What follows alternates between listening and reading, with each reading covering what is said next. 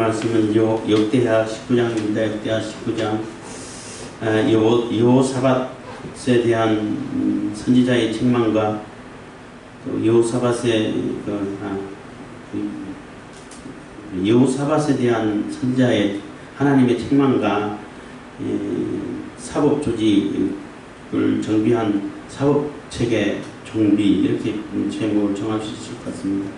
사법체계 정비. 사법체계는 굉장히 중요하죠. 최후의 보루라고 말할 수 있어요. 그 사회에 자정 능력이 있나 없냐를 볼 때에 사법체계가 얼마나 정직하고 깨끗한가를 보면은 알 수 있다고 말할 수 있어요. 성경에서는 재판관들, 재판할 수 있는 권리는 하나님의 권리예요.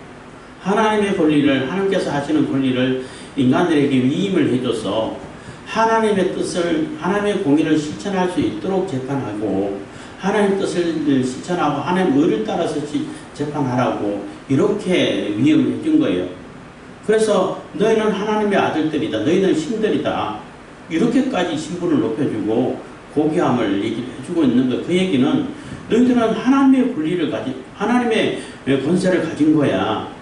하나님께서 재판권을 다 행사하는데 너희들에게 재판권을 줘서 재판권을 행사할 수 있는 그러한 하나님의 아들과 같은 존재들, 또 하나님과 같은 그러한 권리를 가진 존재들이야.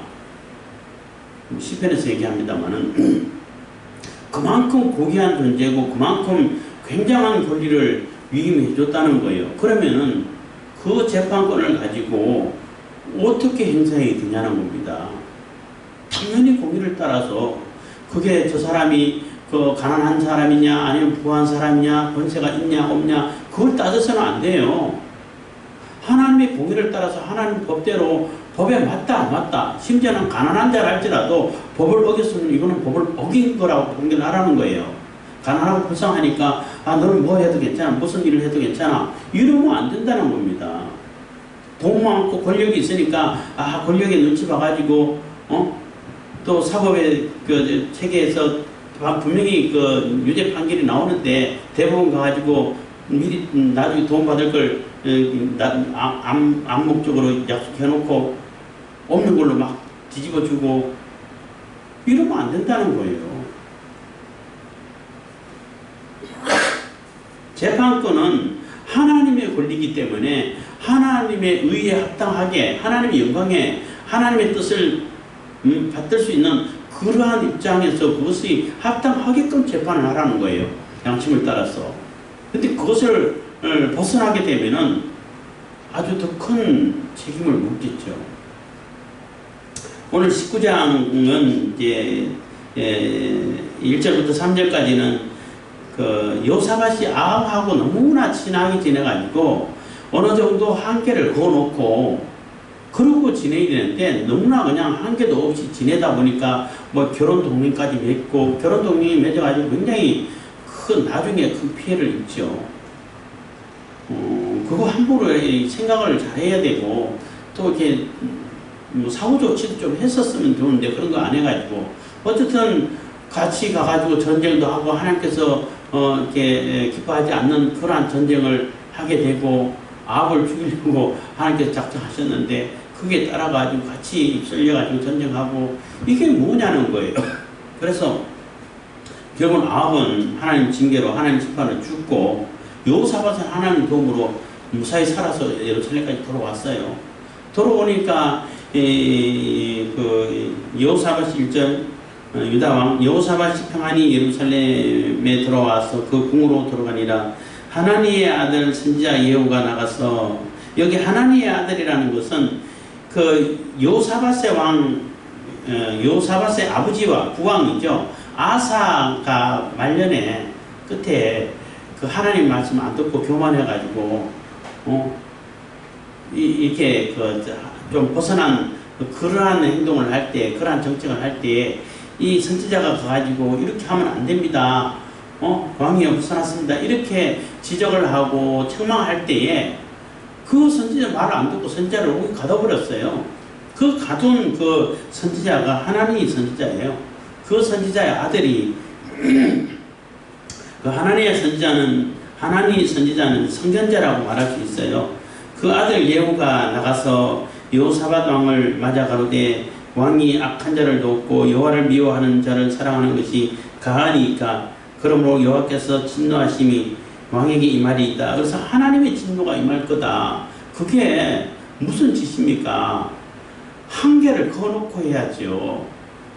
물론 정치적인 목적도 있고 또 이렇게 군사적인 목적도 있고 국제관계에서 그게 유리할 거라고 생각했지만은 아무리 그렇다 하더라도 어느 정도 선을 그어놓고 해서는 안 될 것은 이거는 아닙니다. 여기까지는 할 수 있습니다. 이런 게 있어야지. 무조건 그냥 오케이. 아하면 다 오케이. 이렇게 하니까 그게 무슨 짓이 되겠습니까? 하고 책망하는 거예요. 그래서 그 책망으로 인해서 하나님의 진노가 임하는 것은 뭐 연합군들이 쳐들어오기도 하고 또 이렇게 나중에는 또 그 후손이 너무나 이렇게 그 피해를 많이 입죠. 아달랴가 완전히 그냥 그 왕자들 또 왕족을 다 죽여버리고 자기가 왕이 되고 왕권을 행사하고 하잖아요. 그게 다 이게 하나님이 자기가 그 여호사밧이 그러한 사탄이 틈탈 기회를 열어준 거예요. 그래서 해야 될까 하고 해서는 안 될까 하고 이거 구분을 잘 하셔야 돼. 모세 경우를 보면은 아무리 내가 화가 나고 감정적으로 막 격해 있다 하더라도 해서는 될 말하고 해서는 안 될 말이 있다는 거예요. 그걸 구분을 잘해서 아무리 내가 막 분노에 휩싸여가지고 막 감정에 그냥 휩싸여 있다 하더라도 해서는 안 될 말을 하면 안 되는 거예요. 그것처럼 이 여호사밧도 아합하고 지낼 때 그래도 같은 동족이고 한 나라가 돼야 될 그러한 미래에 있어서 한 나라가 돼야 될 그러한 나라다 할지라도 어느 정도껏 이게 지내야죠. 우리나라도 남북한이 갈라져가지고 막 요즘 많이 문제가 있고 한데 아니 정말로 북한을 이렇게 이해를 하고 북한을 위해서 일한다면은 그 북한 인민들 고생하고 수천만 명이 지금 뭐 30%가 굶어 죽어가고 있다고 얘기할 정도예요. 30%면은 그 2천만 넘으면은 200만 넘게 300만 가까이 굶어 죽어가고 있다는 얘기예요. 그러면 그 인민들을 위해 가지고 위하는 정책이 뭘까를 생각해야지. 그 0.1%도 안 되고 오로지 자기만을 위하는 그러한 김정은 정권을 위해 가지고 뭐든지 다 퍼주고 무슨 소리를 해도 그냥 소리도 못하고 자국민이 총에 맞아가지고 죽고 시신이 불태워지고 해도 한마디도 말 못하고 그게 무슨 짓이냐는 거예요. 그거는 우리나라 민족을 위하는 것이 아니에요. 그래서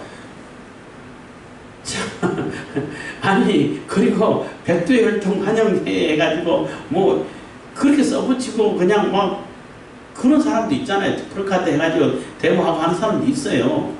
심지어는 뭐 어떤 교회에서도 그렇게 해가지고 분란을 일으키고 했는데 그거는 아니죠. 해야 될 것은 있고 할 수 있는 범위가 있고 해서는 안 되는 범위가 있다는 거예요. 그거를 잘 지키라는 거죠. 근데 여호사밧이 아합에게 한 행동은 그 범위를 넘어섰다는 겁니다. 그래서 하나님께서 책망을 하죠. 근데 책망할 때 이렇게 하나님 진노가 임할 것입니다 했지만은 3절입니다. 그러나 왕에게 선한 일도 있으니 이는 왕이 아세라 목상들을 이 땅에서 없이 하고 마음을 오로지 하여 하나님을 찾음이니이다 하였더라. 그래서 그래도 왕은 선한 정책을 펴서 아세라 목상 우상을 다 이렇게 회파하고 다 정리하고 정말로 하나님 말씀이 이렇게 정착이 될 수 있도록 교육도 잘하고 이런 것이 있어서 하나님께서는 굉장히 기쁘게 여긴다 라고 이렇게 책망하면서도 칭찬을 해준 거죠. 여호사밧 왕이 또 훌륭한 것은 그 책망을 듣고 이제 아합에게 안 가요. 이제 마음을 정리해가지고 그 유다에서 하나님 말씀이 잘 정착하고 하나님 말씀으로 또 재판이 잘 될 수 있도록 사업 체계를 정비를 해요. 그전에는 그냥 제사장들이 그냥 하면 되고 아니면 족장들이, 장로들이 하고 했는데 이제 전문가를 보내가지고 재판에 전문가를 보내 요즘은 법조인이라 말할 수 있죠. 보내가지고 조금이라도 덜 억울한 사람 없도록 이렇게 보내면서 너희들은 절대 사감을 가지고 사적인 감정을 가지고 재판해서는 안 된다. 하나님의 말씀을 가지고 하나님의 공의를 실천하는 그런 재판을 해야 되지 절대 그 재판권을 가지고 남용을 해서는 안 된다라고 얘기를 해줘요. 그래서 체계를 잘 세우고 요즘 같으면은 뭐 1심, 2심 뭐 하던 것처럼 그렇게 정비를 이렇게 해서 재판이 잘 이루어질 수 있도록 그렇게 정비를 해가요. 그 모습이 이제 4절부터 나오는 겁니다. 여호사밧이 예루살렘에 거하더니 나가서 보엘사바에서부터 에브라임 산지까지 민간에 순행하며 저희를 그 열조의 하나님 여호와께로 들어오게 하고 그래서 이렇게 예루살렘에서 거한다는 얘기는 예루살렘 중심으로 이제는 자꾸 그 북왕국 이스라엘을 가가지고 아합하고 연합하고 그것보다는 이 내치에 더 신경을 쓰게 되고 그래서 이제 각 골마다 돌아다니면서 순행한다는 얘기는 한 번 하고 땡 친 게 아니라 수시로 이게 돌아다니면서 잘 하고 있는가를 살폈다는 얘기인 거예요. 순행하며 저희를 그 열조의 하나님 여호와께로 들어오게 하고 그래서 하나님 말씀으로 들어오게끔 하나님 말씀 중심으로 살 수 있도록 계속 이렇게 잘 교육도 하고 재판관도 파견해가지고 잘 이루어질 수 있도록 한가 이거 살폈다는 얘기예요. 굉장히 중요한 일이고 잘한 일이지요. 5절입니다. 또 유다 온 나라 경관 성에 재판관을 세우되 성마다 있게 하고 그래서 각 성마다 재판관을 세워가지고 재판이 이렇게 공정하게 올바로 재판이 될 수 있도록 이렇게 했다는 것입니다. 6절입니다. 재판관에게 이르되 너희는 행하는 바를 삼가라. 너희의 재판하는 것이 사람을 위함이 아니요 여호와를 위함이니 너희가 재판할 때에 여호와께서 너희와 함께 하실지라 해서 이 재판관 너희들 행하는 것을 삼가라는 얘기는 조심하라는 얘기예요. 이게 내가 재판권을 행사하는데 이 재판권 아까도 처음에도 말씀드렸지만 재판권이라는 것은 하나님의 권리라는 얘기예요. 하나님의 권세예요. 하나님의 권세를 너희들에게 위임을 해줬으니까 그럼 너희들은 하나님의 권세를 행사하는 거란 말이에요. 그래서 재판권을 가진 자들에게 말씀 받은 자들에게 너희는 하나님이다, 신이다, 하나님의 아들들이다 이런 표현까지 쓰잖아요. 하나님의 재판권을 가졌다는 얘기예요. 그러면은 그 재판권을 어떻게 행사해야 되냐? 당연히 하나님의 공의를 따라서 해야 되는 거죠. 그 내가 재판하는 일은 물론 우리가 뭐 다른 직업도 다 하나님의 일이라고 말하지만은 특히 재판하는 일은 그건 하나님의 일이야. 하나님의 권사를 행사하는 거기 때문에 정말 조심해서 이게 진짜 하나님 뜻을 받들 수 있는 건가? 하나님의 공의를 실천하는가? 이거 살펴보고 재판하라는 얘기인 거예요. 그렇기 때문에 재판권을 함부로 남용하고 돈을 받고 뇌물을 받아가지고 재판을 거르치게 만들고 이러면 안 된다는 겁니다. 그러면 하나님의 진노가 임한다는 거죠. 하나님의 심판이 임한다는 겁니다. 그래서 너희는 행하는 바를 삼가하라. 너희 재판하는 것이 사람을 위함이 아니요. 그래서 사람을 위해서 사람 좋게 하자고 사람에 그냥 비위 맞추고자 재판하는 게 아니라는 것입니다. 물론 하나님의 일을 하기 때문에 하나님의 공의를 실천하면은 그 궁극적으로는 그게 진짜 하나님 사람들에게 좋게 만드는 일이 되죠. 근데 여기서 말하는 사람을 위한 것이 아니라는 얘기는 사람들 뭐 세상의 그 왕들 권력자들의 비위 맞추기 위해서 그 사람 입맛에 맞춰가지고 일을 하는 것이 그런 일이 아니라는 얘기예요. 재판하는 거는.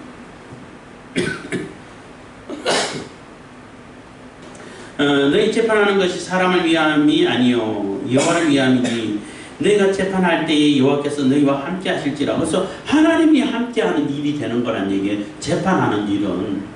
그러니까 재판하는 일이 얼마나 중요하고 얼마나 공정하고 얼마나 공의를 따라서 정확하게 잘 내야 되겠냐는 거예요.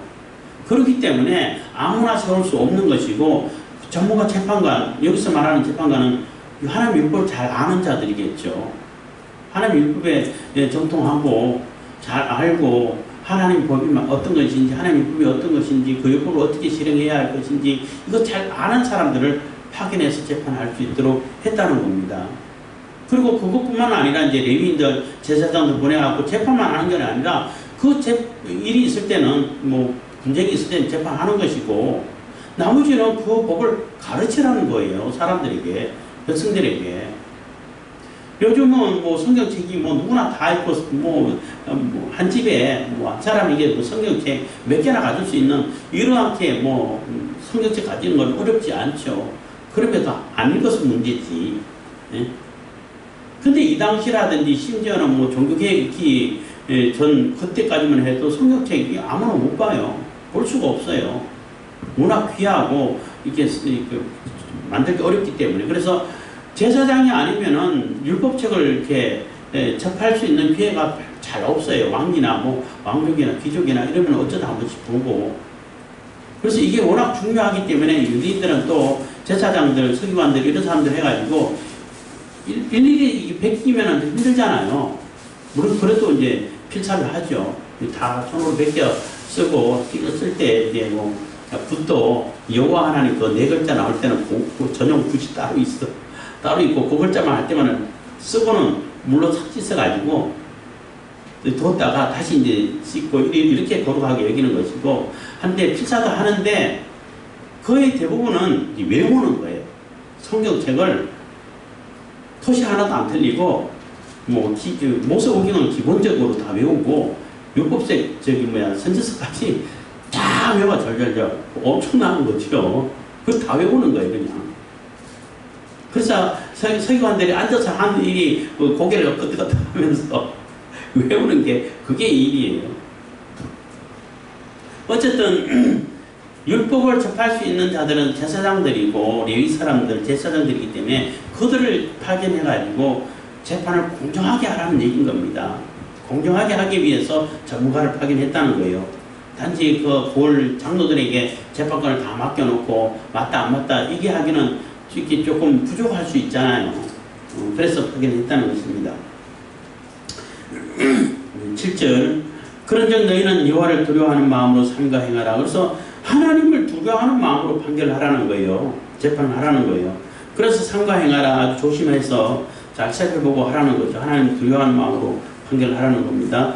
우리의 하나님 여호와께서는 불의함도 없으시고 편벽됨도 없으시고 뇌물을 받으심도 없으시니라. 그래서 하나님은 불의함이 없다는 거예요. 그래서 불의하게 재판하면 안 된다는 거예요. 인민재판하면 안 된다는 거예요. 응? 불의하게 재판, 불의를 따라가지고 법적인 근거도 없는데 막 법감정 이런 표현을 쓰잖아요.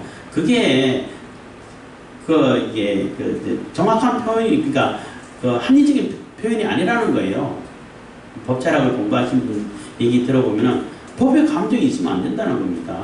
법은 이성적으로 판단해야 되는 것이지 아무리 감정으로 그냥 온다 하더라도 법은 법대로 판단해야 되는 것이지.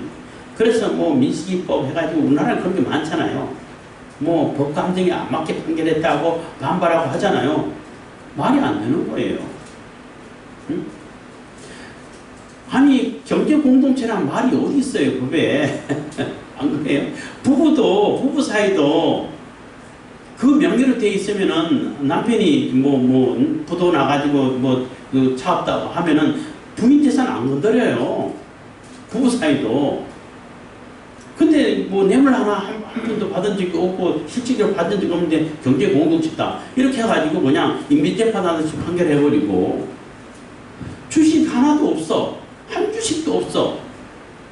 근데 이거는 내가 볼 때는 당신 거야. 그러니까 쟤 받아. 이렇게 하고 판결해보는 거 그런 게 어디 있어요. 설령 진짜 그 사람 거 맞다 할지라도 증거가 없으면은 처벌 못 하는 거예요. 그거는 뭐 영화 같은 데 볼 때 실질적으로 그런 거 많이 보잖아요. 조폭들이 교묘하게 법망을 펴져가지고 분명히 제가 범인이 맞는데 사람 죽이고 뭐 다 한 거 맞는데 증거를 찾을 수가 없어. 그래서 알면서도 풀어주는 그런 경우가 많이 있잖아요. 왜 그러겠어요? 법적인 근거를 못 찾으니까 그런 거예요. 알면서도. 그런데도 불구하고 그 주식 하나 없는 그분을 그 사람보다 해가지고 감옥에 집어넣어놨어요. 그런 재판하면 안 되는 거예요. 법적인 근거를 가지고 해야죠. 박근혜 대통령 탄핵할 때도 마찬가지예요. 그 헌법재판소도 우리가 나중에 알았지만 저 같은 경우는 법을 근거로 해가지고 판결한 게 하나도 없어요. 다 카더라 통신, 언론 보고 판단하는 거예요. 언론은 막 여기저기 소문, 그 말도 안 되는 거짓말 막 해가지고 한데 아니 헌법재판관들이 법을 근거로 판단을 해야지 법적인 그런 것이 하나도 없으면 이거는 법적인 근거 하나도 없기 때문에 이게 성립이 안 된다라고 해야 될 얘기를 소문을 듣고 판결을 하는 그런 게 어디 있어요? 그거는 우리가 봐도 누가 봐도 그거 옳지 않은 겁니다. 근데 절대 그렇게 하지 말라는 거예요. 그래서 신명기 같은 데 볼 때는 그 사람이 설령 가난하다 할지라도 죄를 지었으면 죄를 지었다라고 얘기를 하라는 거예요. 저 사람 가난하기 때문에 불쌍해. 그러니까 무조건 봐줘야 돼. 그런 거 없다는 거예요. 너는 가난하고 약하기 때문에 무슨 일을 해도 괜찮아. 그런 거 없다는 겁니다. 죄를 지었으면 죄를 지었다. 이거는 유죄. 저 사람은 돈이 많고 권력이 많으니까 무조건 봐줘. 그것도 당연히 안 되죠. 그래서 무전유죄, 무전유죄 이런 건 통하지 않는다는 것입니다. 그래서 하나님은 절대 그런 게 안 된다는 거예요. 불의함이 없으시기 때문에 편벽됨도 없으시고 하는 건데 여기서 말하는 편벽된다는 얘기는 치우쳐져 있지 않다는 얘기예요. 한쪽으로 치우쳐져 가지고 누구는 하면 무조건 괜찮아. 웬만한 건 다 통과야. 지난 정부에 보면은 그 법무부 장관 하던 사람들 보면은 그렇잖아요. 자기하고 관계된 일은 무슨 짓을 해도 자기 아들이 완전히 탈영하고 이렇게 해도 다 괜찮아. 자기가 무슨 짓을 해도 다 괜찮아. 그 같은 민주당 그쪽에서 무슨 성 문제가 터지고 해도 다 괜찮아. 국가의 그 정보를 이용해가지고 부동산 투기하고 해도 그것도 괜찮아. 그런데 반대쪽에 있는 그 국회의원들은 요만한 의혹만 있어도 사퇴하라는 거야. 응? 그래서 국회의원 한 사람 여자 국회의원 똘똘했는데 사퇴했죠. 그것도 자기하고 관련된 게 아니라 결혼해가지고 이미 떠나가지고 자기 아버지가 오래전에 그 농지법 위반 그런 거 해가지고 했는데 그것도 알아보니까 정말 웃기는 거더라고요. 왜냐하면은 우리도 마찬가지죠. 시골에서는 누가 다 계약서 쓰나요? 안 쓰잖아. 안 쓰고 이것 좀 붙이세요. 그리고 얼마씩 쌀 몇 개씩 주세요. 오래 주세요. 그러잖아. 그럼 붙여서 하는 거예요. 근데 그렇게 했다고 계약서를 정상적으로 안 쓰고 법적인 절차 안 받았다야 농지법 위반으로 했는데 그건 그 아버지한테 물어야지. 근데 왜 그 국회의원은 이게 물어요? 근데 국회의원은 결국 사퇴했어요. 내가 의혹만 제기돼도 사퇴하겠다. 본때를 보인다 해가지고 했는데 그거에 비하면은 더불어민주당 쪽에서는 어마어마한 진짜 해서는 안 될 그런 엄청난 죄를 저질러도 괜찮잖아요. 아직도 국회의원 하고 있어요. 위안부 할머니들 이용해가지고 자기 사역을 채운 그 사람도 지금 국회의원 떳떳하고 아주 당당하게 하고 있어요. 얼마나 편벽되고 얼마나 치우쳐져 있냐는 거예요. 그렇게 하면 안 된다는 겁니다. 누구에게는 이게 적용이 되고 누구에게는 적용이 안 되고 이러면 안 되는 거죠. 그리고 하나님께서는 뇌물도 안 받으신다는 것입니다. 뇌물 받으심도 없으시니라. 그래서 뇌물도 절대 안 받는다는 거죠. 뇌물을 받으면 일이 다 틀어지게 되고 부정하게 되고 한다는 거예요. 그래서 뇌물에 관해서 얘기하면 헌금하고도 연관이 되고 하기도 하는데 내가 똑같은 헌금을 하더라도 이게 하나님 보실 때 뇌물이 되면은 아무 소용 없지요. 그렇잖아요. 헌금이 돼야지. 헌금에 대해서 지금 하는 시간이 아니기 때문에 그냥 넘어갑니다만 재판과 관련돼 가지고도 절대 뇌물 받으시지 않으신다. 하나님이 안 받으시는데 너희들 뇌물 받으면 어떡할 건데 그 책임을 물으신다는 겁니다. 그래서 절대 뇌물 받거나 편복되거나 불이하게 재판해서는 안 된다라고 가르치고 있는 거예요. 8절입니다. 여호사밧이 또 예루살렘에서 레위 사람과 제사장과 이스라엘 족장 중에서 사람을 세워 여호와께 속한 일과 예루살렘 거민 모든 송사를 재판하게 하고, 그래서 하나님께 관계된 그 율법과 관계된 그러한 재판도 하게 하고 또 일반 재판도 하게 하고 이렇게 그 파견을 한 것이고, 레위 사람들도 같이 파견해서 같이 보좌할 수 있도록 이렇게 했다는 것입니다. 그리고 이제 그들에게 그 다짐을 하고 또 그들에게 명령이라 해야 되나요? 그들에게 그 지침 명령을 내리는 거죠. 9절입니다. 저희에게 명하여 가로되 너희는 여호와를 경외하고 충의와 성심으로 이 일을 행하라. 그래서 이 재판 일을 하는 데 있어 가지고 그냥 해서는 안 된다는 겁니다. 너희는 여호와를 경외하고 하나님을 경외하고 하나님을 두려워하는 마음을 가지고, 그리고 하나님 말씀을 사랑하는 마음을 가지고 충성을 다하는 충의와 성심으로 모든 마음을 다 들여서 내 마음과 뜻과 힘과 정성을 다해서 그렇게 하나님의 뜻을 받들려 하는 거예요. 그렇게 이제 재판을 하라는 것입니다. 그래서 이 일을 행하라 하는 것입니다. 무릇 10절입니다. 무릇 어느 성읍에 거하는 너희 형제가 혹 피를 흘림이나 혹 율법이나 계명이나 율례나 규례를 인하여 너희에게 와서 송사하거든 저희를 경계하여 여호와께 죄를 얻지 않게 하여 너희와 너희 형제에게 진노하심이 임하지 말게 하라. 너희가 이렇게 하면 죄가 없으리라. 그래서 행할 때에 어느 성읍에 거한 너희 형제가, 그래서 다른 성읍에도 재판관을 파견했잖아요. 근데 여기는 예루살렘이라고 말할 수 있는데, 추측할 수 있는데, 와서, 그러니까 상위법이 되는 거죠. 법이 되는 거죠. 지방법원에서 고등법원으로 올라가는 것처럼, 그 재판하고 항소라고 그러죠. 항소하고 뭐 상고하고 하는 것처럼 그 단계를, 그래서 여러 단계를 해가지고 좀 더 공정한 재판이 이루어질 수 있도록 하라는 것입니다. 계명이나 율법이나 규례를 인하여 너희에게 와서 송사하거든 저희를 경계하여 여호와께 죄를 얻지 않게 하여. 그래서 이게 법이 어떤 것인지, 하나님 말씀이 어떤 것인지 잘 가르쳐 가지고 판결을 잘 해가지고 앞으로는 이런 죄를 범하지 않도록, 이런 범법 행위를 하지 않도록 그렇게 가르치라는 거예요. 그렇게 판결하고 그렇게 가르치라는 얘기인 거예요.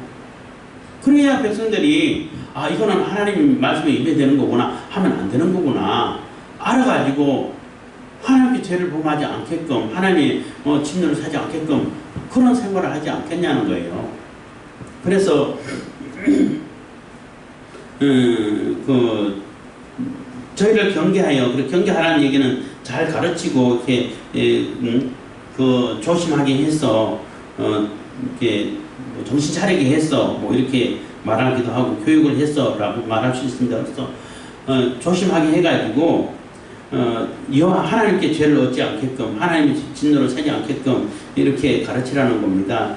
너희와 너희 형제에게 진노하심이 임하지 말게 하라. 너희가 이렇게 행하면 죄가 없으리라. 그래서 그렇게 하면 하나님께서 책임을 안 물으신다는 거예요. 재판관 너 잘했다, 내가 맡긴 거 잘했다라고 하시는 것이지, 그렇게 하지 않으면 반드시 책임을 물으신다는 거예요. 죄 없다를 말하지 않겠다는 겁니다. 그래서 그렇게 하면 죄가 없을 것이다 라는 얘기는, 그게 그렇게 하지 않으면 죄가 된다는 얘기예요. 재판관들에게 책임을 반드시 묻겠다는 겁니다. 11절 여호와께 속한 모든 일에는 대제사장 아마랴가 너희를 다스리고 왕에게 속한 모든 일은 유다 지파의 을은 이스마엘의 아들 스바다가 다스리고 레위 사람들은 너희 앞에 권리가 되리라. 너희는 힘써 행하라. 여호와께서 선한 자와 함께 하실지로다 하니라. 그래서 그리고 재판하는 것 또 다스리고 하는 것을 한 사람에게 다 몰아주면 일이 너무 많고 권력 집중도 되고 하기 때문에 그것을 나눠줬어요. 하나님과 관계된, 제사와 관계된, 또 율법과 관계된 그런 자는 대제사장이 총괄할 수 있도록 하고, 또 일반 그 행정 업무라고 말할 수 있어요. 그 행무는 요즘 말하면 총리라고 말할 수 있죠. 그런 사람을 세워가지고 분담할 수 있도록 그래서 이렇게 적절하게 그 행정력도 미치고 재판권도 잘 공정하게 미칠 수 있도록 하고 또 레위 사람들을 보내가지고 같이 보조할 수 있도록 해가지고 이 법 체계가 잘 이렇게 운영돼가고 실행돼 갈 수 있도록 이렇게 만들어줬다는 거예요. 그래서 요사밭이 굉장히 큰 일을 한 거죠. 책망을 듣고 아 이거 잘못된 거구나 하고 이제 내치에서 법 체계를 잘 이렇게 준비를 한 겁니다. 그래서 법 체계가 정비가 잘 되는 것이 매우 중요합니다. 우리나라에서도 법치가 이루어져야 되는 것이고 법치가 이루어져야만이 정권이 바뀌더라도 이게 사회 혼란이 그렇게 많이 생기지 않는 거예요. 법치가 안 되면은 뭐 어떻게 해야 될지 모르죠. 뭐 혼란 그 자체가 되는 거죠. 그래서 제가 자주 쓰는 얘기고 자주 하는 얘기입니다만은 전능하신 하나님이시고 모든 것을 다 하실 수 있는 분이고 심지어는 절대자시잖아요. 근데 마음대로 하실 수도 있잖아. 하나님은 해도 누가 뭐라고 그래. 절대자신데. 그래서 그렇다고 해가지고 하나님이 그냥 뭐 기분에 따라가지고 어떤 때는 이렇게 했다 저렇게 됐다 그러면은 그 하나님을 우리가 믿을 수 있어요? 그냥 두려움에 쌓여가지고 아무것도 못 믿는 거죠. 근데 하나님 그렇게 안 하신다는 거예요.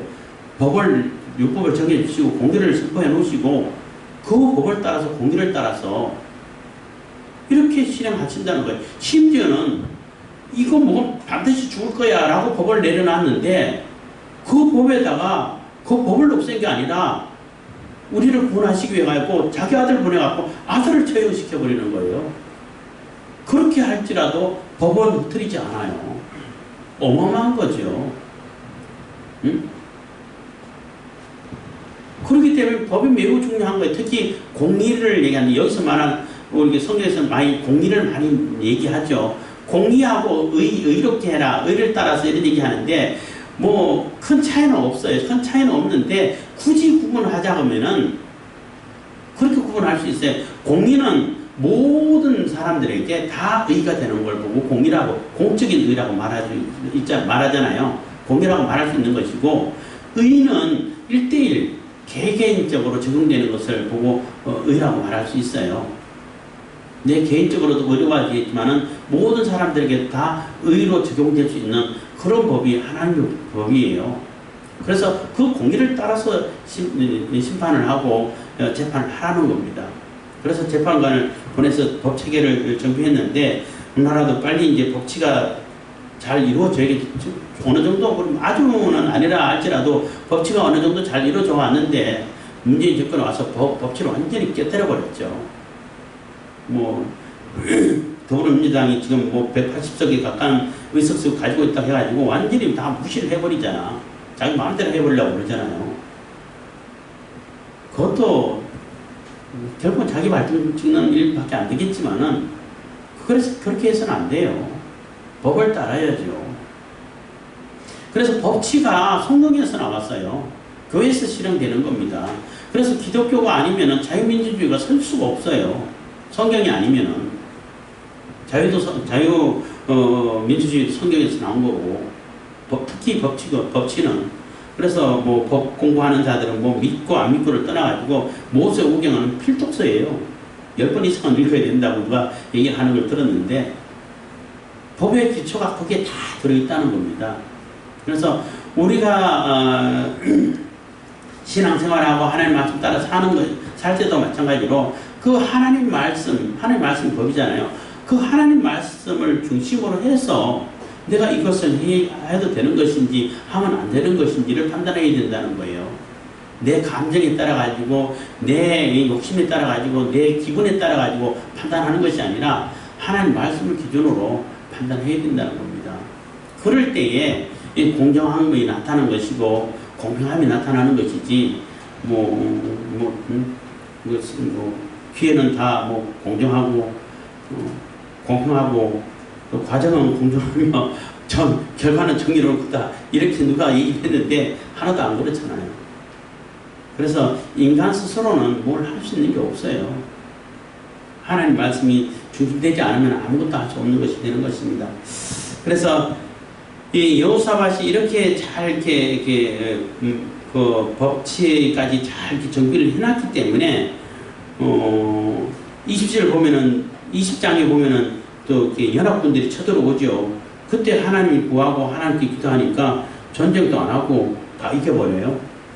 그만큼 하나님, 그러니까 이 에스라가 이 역사서를 쓰면서 제1차 독자라고 말할 수 있는 그러한 포르피안 됐던 그 이스라엘 유다 백성들에게 하는 얘기가 그거예요. 이렇게 하나님 말씀대로 가지고 법 체계도 정비하고 다 하나님 말씀 적용 잘 될 수 있도록 교육이 잘 될 수 있도록 이렇게 만들어 가니까 하나님께서 어마어마한 복을 베풀어 주신다. 엄청나게 강하게 해주신다. 심지어는 연합군들이 쳐들어와서 싸움했는데도 찬양하면서 나가니까 그러니까 이미 다 죽어 있어.